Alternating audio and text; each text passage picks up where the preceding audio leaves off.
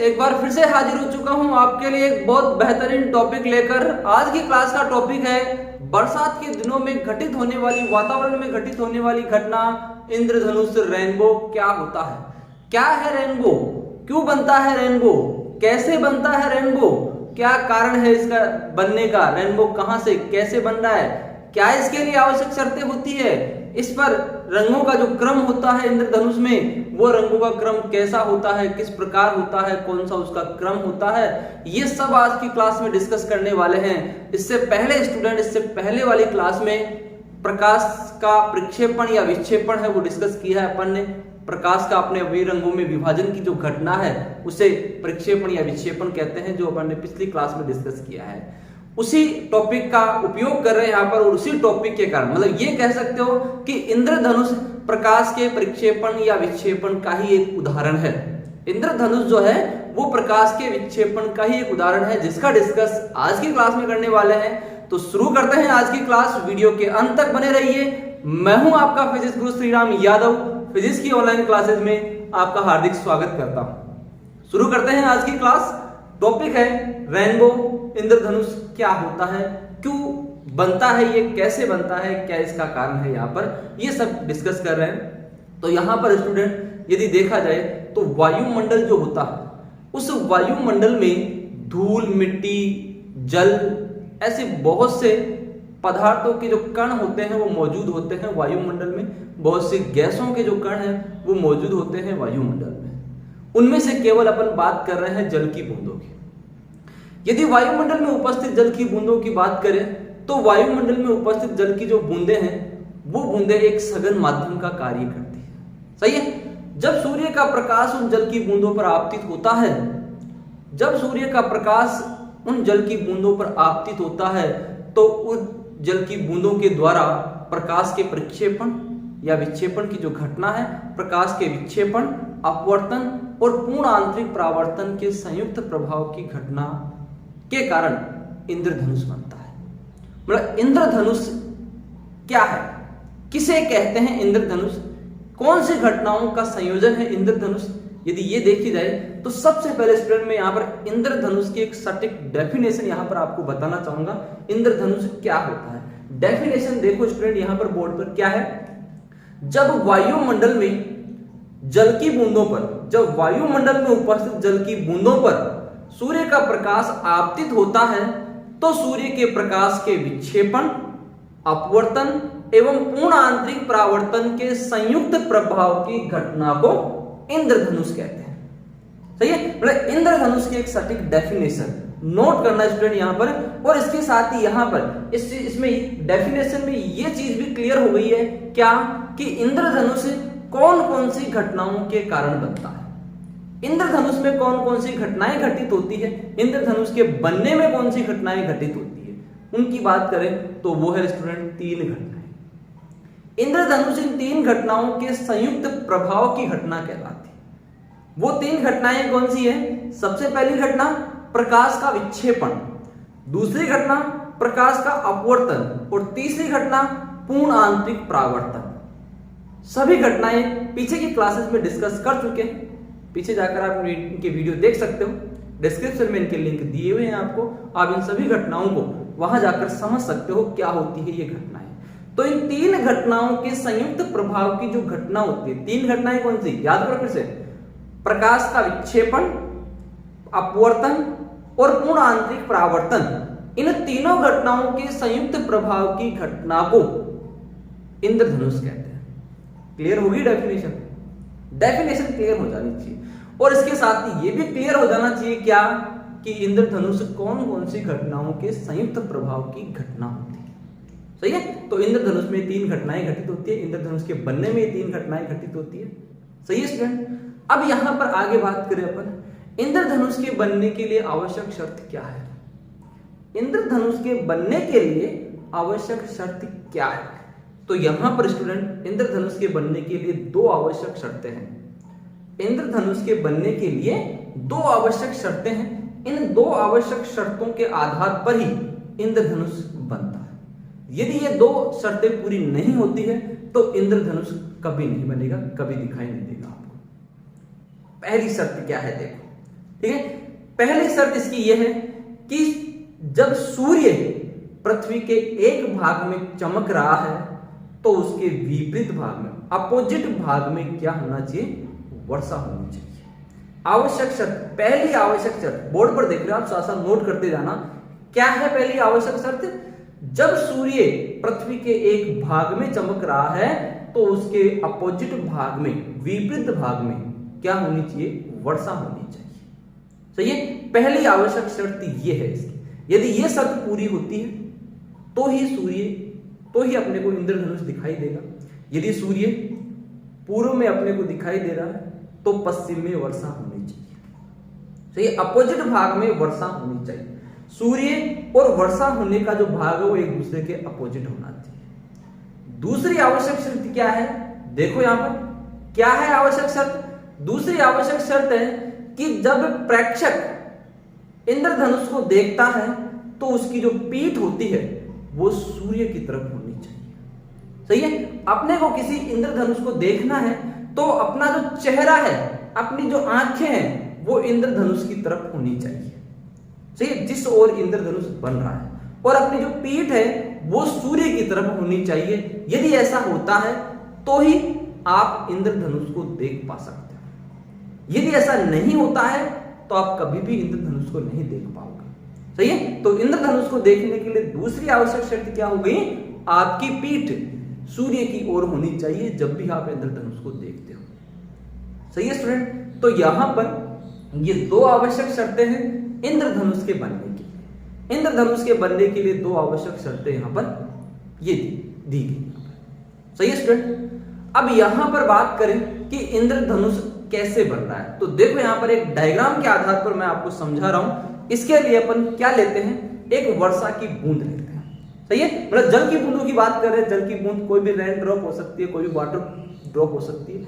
यहां पर वर्षा की बूंदें हो सकती है, कोई भी जल की बूंदें हैं यहां पर। तो एक वर्षा की बूंद ले रहा हूं। क्लियर है स्टूडेंट? एक वर्षा की बूंद है यहां पर, ये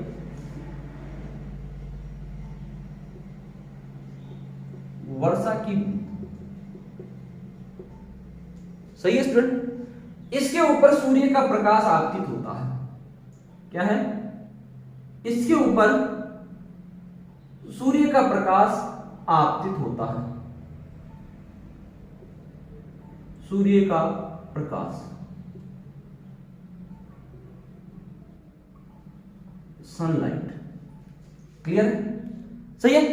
जब सूर्य का प्रकाश इस वर्षा की बूंद पर आपतित होता है तो यहां पर इस वर्षा की बूंद द्वारा इस सूर्य के प्रकाश का विक्षेपण हो जाता है। मतलब प्रकाश का अपवर्तन हो रहा है और अपवर्तन के साथ में यहां पर क्या हो रहा है? प्रकाश का विक्षेपण हो रहा है। प्रकाश का विक्षेपण होगा तो सूर्य का जो प्रकाश है वो अपने 7 अवयवी रंगों में विभाजित हो जाएगा। सही है। जिसमें लाल रंग का विचलन सबसे कम होता है और बैंगनी रंग का जो विचलन है वो सबसे ज्यादा होता है। पीछे की क्लास में प्रकाश के विक्षेपण को अच्छी तरह डिस्कस किया है। यदि आपको समझ में नहीं आ रहा है तो आप वहां पर जाकर इसे दोबारा देख सकते हैं। तो देखो यहां पर जब ये सूर्य का प्रकाश इस पर आपतित हो रहा है तो यहां पर लाल रंग का विक्षेपण सबसे कम हो रहा है। सही है। और बैंगनी रंग की बात करें तो यहां पर बैंगनी रंग का जो विक्षेपण है वो सबसे ज्यादा हो रहा है। केवल 2 ही प्रकाश किरणें लिए अपने, बाकी रंग यहां पर इनके बीच में है स्टूडेंट। सही है। बाकी रंग जो रहेंगे 7 रंगों का क्रम बनेगा ये, बाकी रंग इनके बीच में। क्लियर है? ये रेड आर। सही है। आर यहां पर रेड, और ये जो मैं ब्लू ले रहा हूं ये मान लो अपना बैंगनी रंग है स्टूडेंट। तो यहां पर ये वी वायलेट बैंगनी रंग। सही है। मतलब पहली अवस्था में यहां पर क्या हो गया? प्रकाश का अपवर्तन भी हो गया और यहां पर प्रकाश का विक्षेपण भी हो गया। सही है। प्रकाश का विक्षेपण भी यहां पर हो रहा है। प्रकाश का विक्षेपण हो गया। अब यहां पर देखो, जब यहां पर प्रकाश किरणें पहुंचती है तो यहां पर इन प्रकाश किरणों के लिए यदि अभिलंब की बात करें तो ये यहां पर अपना अभिलंब है। सही है। इन प्रकाश किरणों के लिए यहां पर आपतन कोण का जो मान है वो क्रांतिक कोण से अधिक हो जाता है। क्रांतिक कोण का मान वर्षा की बूंद के लिए लगभग 48 डिग्री, वर्षा की बूंद के लिए क्रांतिक कोण का मान लगभग 48 डिग्री। इस 48 डिग्री से ज्यादा हो जाता है यहां पर आपतन कोण का मान।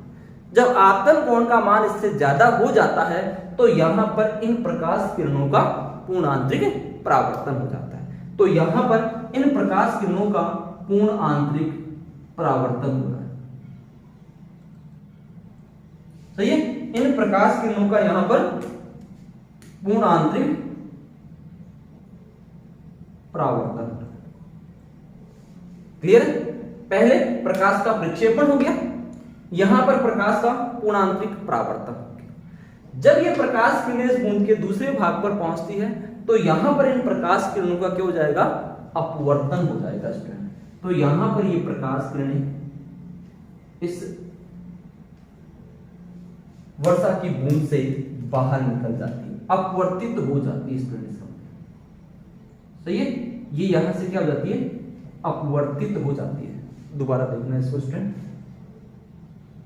अपने पथ से विचलित होगी, ये विरल से सघन माध्यम में जा रही है, विरल से सघन माध्यम में जा रही है तो ये अपने पथ से विचलित हो रही है। सही है, इस प्रकार। तो यहां पर ये बैंगनी रंग, सही है, जब बाहर निकल रहा है प्रकाश तो ये अपना लाल रंग। सही स्टूडेंट, यहां पर प्रारंभिक प्रकाश की दिशा और इन प्रकाश निर्गत प्रकाश किरणों की जो दिशाएं हैं, इन दिशाओं के बीच में यहां पर स्टूडेंट ये कोण बन रहा है स्टूडेंट। सही है, ये कोण यहां पर लाल रंग के लिए 42 डिग्री और बैंगनी रंग के लिए 40 डिग्री है। सही है, लाल रंग के लिए 42 डिग्री और बैंगनी रंग के लिए 40 डिग्री यहां पर ये कोण बनता है। सही है, प्रारंभिक सनलाइट की जो प्रारंभिक डायरेक्शन है उस प्रारंभिक डायरेक्शन के साथ में ये कोण बनता है स्टूडेंट। क्लियर है यहां तक? मतलब यहां पर इंद्रधनुष जब भी कोई प्रेक्षक देखता है तो उस प्रेक्षक को इंद्रधनुष यहां पर दिखाई देगा जिसमें ये 7 रंगों का क्रम होगा। सही है स्टूडेंट, यहां पर तीनों घटनाओं के संयुक्त प्रभाव को दर्शाया अपन। प्रकाश का विक्षेपण भी हो गया यहां पर प्रकाश का पूर्ण आंतरिक परावर्तन हो गया और यहां पर प्रकाश का अपवर्तन हो गया। इन तीनों घटनाओं के संयुक्त प्रभाव की घटना हुई। यहां पर क्या हुआ? प्रकाश का विक्षेपण, पहली घटना हुई। यहां पर क्या हुआ? प्रकाश का पूर्ण आंतरिक परावर्तन। क्या हुआ? यहां पर प्रकाश का पूर्ण आंतरिक परावर्तन, दूसरी घटना। और यहां पर क्या हुआ स्टूडेंट? प्रकाश का अपवर्तन। तो इन तीन घटनाओं के संयुक्त प्रभाव को इंद्रधनुष कहते हैं। ठीक है, जब भी सूर्य के प्रकाश का इन तीन घटनाओं के अंतर्गत प्रक्रिया होती है, प्रकाश का विक्षेपण होता है, पूर्ण आंतरिक परावर्तन होता है और अपवर्तन होता है, तो उस संयुक्त प्रभाव की घटना को इंद्रधनुष कहते हैं।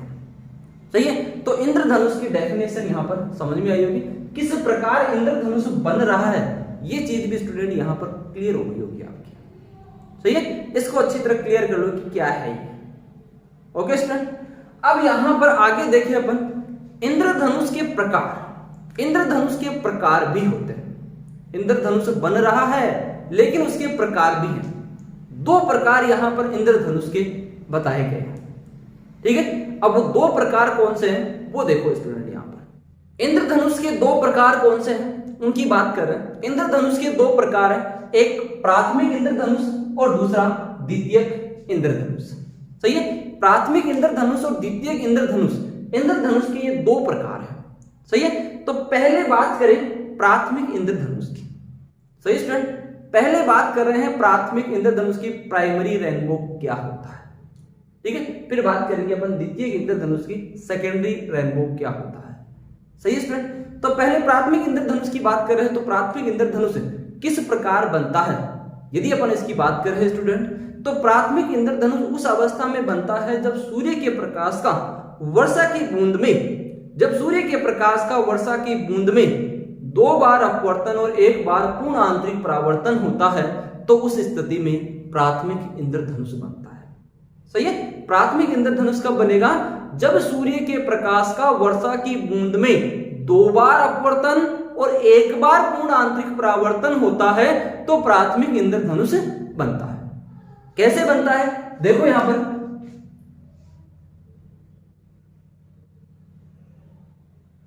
पर ये 2 वर्षा की बूंदें, सही है स्टूडेंट, वर्षा की बूंद पहली और ये वर्षा की बूंद दूसरी, ये 2 वर्षा की बूंदें ले ली स्टूडेंट अपन, सही है। अब यहां पर इन वर्षा की बूंदों पर सूर्य का प्रकाश आपतित होता है, सही है। इन वर्षा की बूंदों पर क्या हो रहा है? सूर्य का प्रकाश आपतित हो रहा है।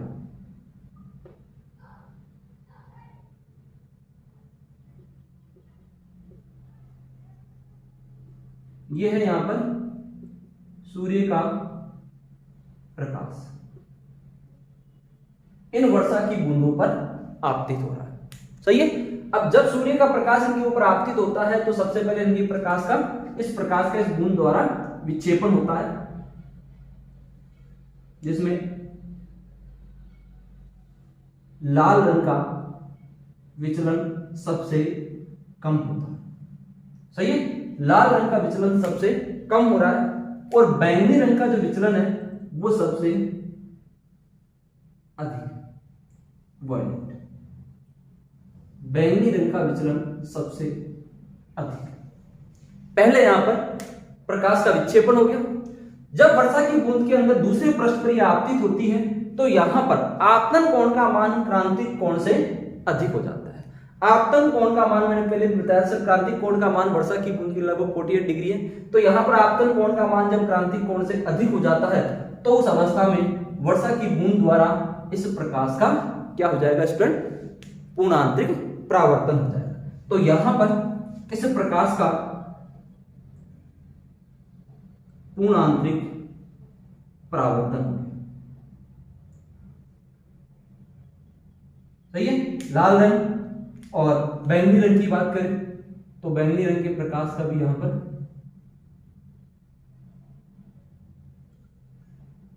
पूर्ण आंतरिक परावर्तन हो गया, सही है। पहली घटना हो गई विक्षेपण, दूसरी घटना हो गई यहां पर क्या? पूर्ण आंतरिक परावर्तन। तीसरी घटना हो रही है स्टूडेंट यहां पर इस बूंद के तीसरे भाग पर क्या? प्रकाश का अपवर्तन। तो यहां पर जब प्रकाश का अपवर्तन हो रहा है तो स्टूडेंट यहां पर देखो ये बैंगनी रंग यहां से निकल रहा है, ठीक है, और ये बैंगनी रंग यहां से निकल रहा है, क्लियर है।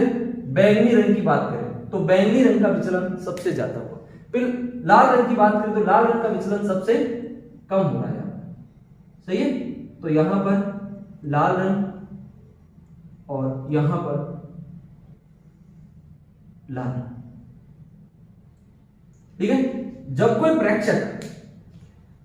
प्रेक्षक यहां पर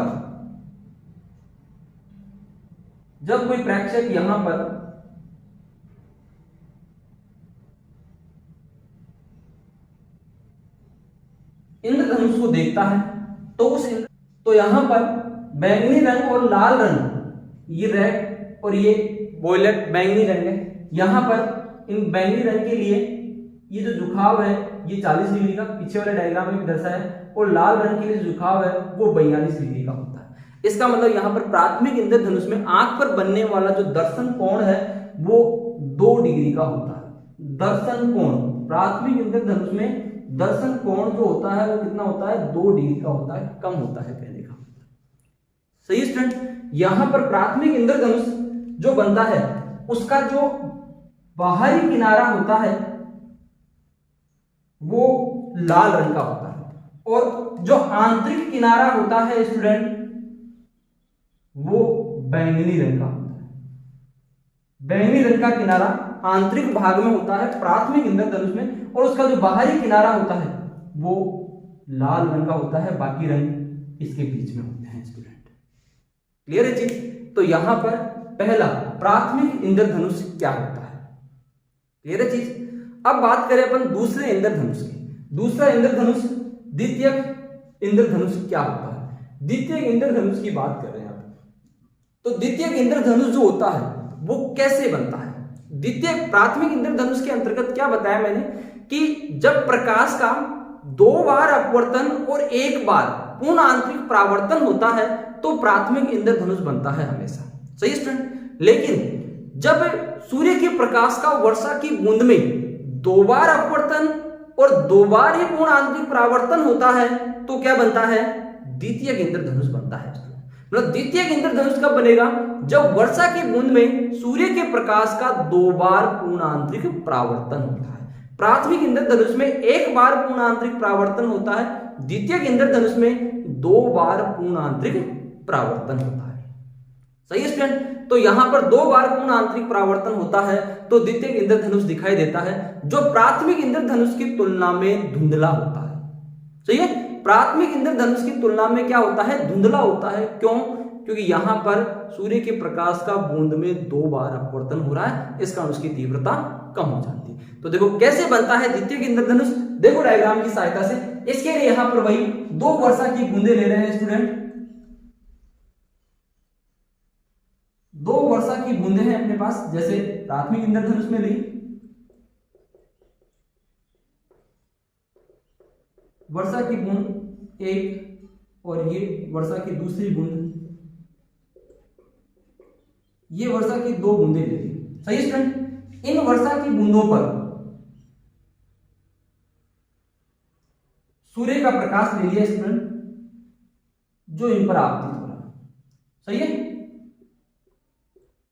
सूर्य का प्रकाश इन पर आपतित हो रहा है। क्लियर है? सूर्य का प्रकाश इन वर्षा की बूंदों पर आपतित होता है। जब वर्षा की बूंदों पर सूर्य का प्रकाश आपतित होता है तो स्टूडेंट यहां पर सबसे पहले क्या होगा?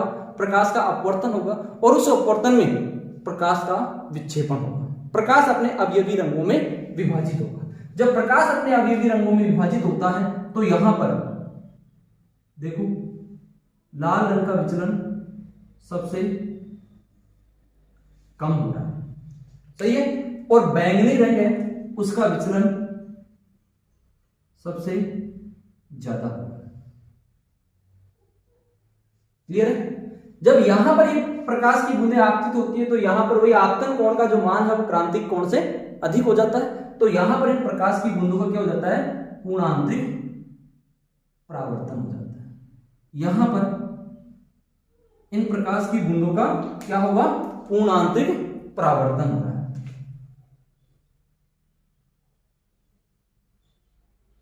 इनका यहां पर पूर्ण आंतरिक परावर्तन हो गया। क्लियर? फिर यहां पर दूसरे भाग पर पहुंचती है तो फिर से यहां पर इन प्रकाश किरणों का पूर्ण आंतरिक परावर्तन हो जाता है। आपतन कोण का मान फिर से क्रांतिक कोण से अधिक हो जाने के कारण यहां पर इन प्रकाश किरणों का फिर से पूर्ण आंतरिक परावर्तन हो जाता है। क्लियर? पूर्ण आंतरिक परावर्तन यहां पर हो गया दोनों रंगों का। दोनों रंगों के लिए यहां पर देख लो, फिर से यहां पर पूर्ण आंतरिक परावर्तन हो जाता है। सही है? तो इस वर्षा की बूंद में देखो प्रकाश का 2 बार पूर्ण आंतरिक परावर्तन हो गया। सही है? फिर दूसरे पृष्ठ पर पहुंचती है तो यहां पर इन प्रकाश किरणों का क्या होगा? अपवर्तन हो जाएगा। यहां पर अपवर्तन हो रहा है तो यहां से बैंगनी रंग इन पर पहुंचता है। यहां से ये बैंगनी रंग V, यहां पर बैंगनी रंग V, यहां पर बैंगनी रंग V ले लिया। सही है? लाल रंग की बात करें तो यहां पर लाल रंग रेड, यहां पर रेड और यहां पर लाल रेड। जब यहां पर कोई प्रेक्षक मिलता है, प्रेक्षक इस इंद्रधनुष को देखता है, यहां पर प्रेक्षक है कोई भी। सही है? जब प्रेक्षक इन प्रकाश किरणों को देखता है तो उस प्रेक्षक को द्वितीयक इंद्रधनुष दिखाई देता है। इस द्वितीयक इंद्रधनुष में यहां पर लाल रंग के लिए जो झुकाव कोण है वो 50 डिग्री और बैंगनी रंग के लिए जो झुकाव कोण है वो 53 डिग्री होता है। यहां पर प्राथमिक इंद्रधनुष में क्या था, लाल रंग के लिए झुकाव ज्यादा था, यहां पर लाल रंग के लिए झुकाव कम हो गया।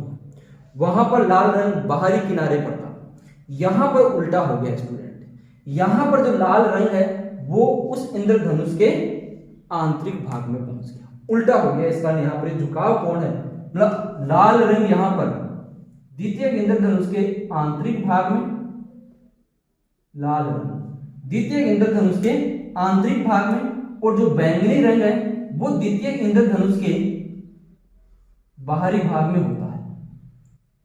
सही है। यहां पर इसके लिए जो दर्शन कोण है वो ज्यादा होता है द्वितीयक इंद्रधनुष के लिए। दर्शन कोण लगभग 3 डिग्री होता है। ठीक है। कोणीय चौड़ाई कह सकते हो, प्राथमिक इंद्रधनुष की कोणीय चौड़ाई 2 डिग्री होती है, द्वितीयक इंद्रधनुष की कोणीय चौड़ाई 3 डिग्री होती है। सही है। तो द्वितीयक इंद्रधनुष यहां पर इस प्रकार बन रहा है, ये लाल रंग और ये बैंगनी रंग प्रेक्षक की आंखों के ऊपर और नीचे से निकल जाता है, बाकी यहां पर केवल इन प्रकाश किरणों के पहुंचने से द्वितीयक इंद्रधनुष बनता है। तो प्राथमिक और द्वितीयक इंद्रधनुष, यदि इनके कंपैरिजन की बात करें स्टूडेंट यहां पर कि इन दोनों में क्या अंतर है, सही है, तो यहां पर इनके अंतर की बात करें तो नोट करते जाओ। पहला अंतर क्या है, प्राथमिक इंद्रधनुष का बाहरी भाग लाल रंग का और आंतरिक भाग बैंगनी रंग का होता है। द्वितीयक इंद्रधनुष का बाहरी भाग बैंगनी रंग का और आंतरिक भाग लाल रंग का होता है। पहला अंतर हो गया स्टूडेंट। दूसरा अंतर देखें तो प्राथमिक इंद्रधनुष स्पष्ट दिखाई देता है, इसकी तीव्रता अधिक होती है, और द्वितीयक इंद्रधनुष की बात करें तो ये धुंधला दिखाई देता है, इसकी तीव्रता कम होती है। सही है स्टूडेंट। प्राथमिक इंद्रधनुष में एक बार पूर्ण आंतरिक परावर्तन होता है, प्राथमिक इंद्रधनुष में एक बार पूर्ण आंतरिक परावर्तन होता है, द्वितीयक इंद्रधनुष में 2 बार पूर्ण आंतरिक परावर्तन होता है। इसकी कोणीय चौड़ाई या आंख पर बनने वाला जो दर्शन कोण है वो 2 डिग्री का होता है, कम होता है, और यहां पर इसके लिए कोणीय चौड़ाई या दर्शन कोण, आंख पर बनने वाला जो दर्शन कोण है वो 3 डिग्री का होता है। सही है स्टूडेंट। तो यहां पर इस प्रकार प्राथमिक और द्वितीयक इंद्रधनुष में अंतर, तुलनात्मक अंतर भी किया जा सकता है। तो ये था स्टूडेंट आज की क्लास का अपना टॉपिक कि इंद्रधनुष क्या होता है, किस प्रकार इंद्रधनुष बनता है। आशा करता हूं स्टूडेंट यहाँ पर आपको समझ में आया होगा, इसके प्राथमिक और द्वितीयक इंद्रधनुष के बनने की जो क्रिया है वो भी अच्छी तरह समझ में आई होगी। यदि समझ में नहीं आ रहा तो एक बार वीडियो को फिर से चला कर देखो, यदि फिर भी समझ में नहीं आता है तो अपने कंफ्यूजन को कमेंट बॉक्स में शेयर कीजिए। साथ ही यदि आप स्टूडेंट चैनल पर नए हो, पहली बार आए हो, तो चैनल को जरूर सब्सक्राइब कीजिए, साथ में बेल आइकन को दबाना मत भूलिएगा, जिससे यहाँ पर चैनल का जो नए वीडियो का नोटिफिकेशन है वो सबसे पहले आप तक पहुंच सके। Thank you student. आज की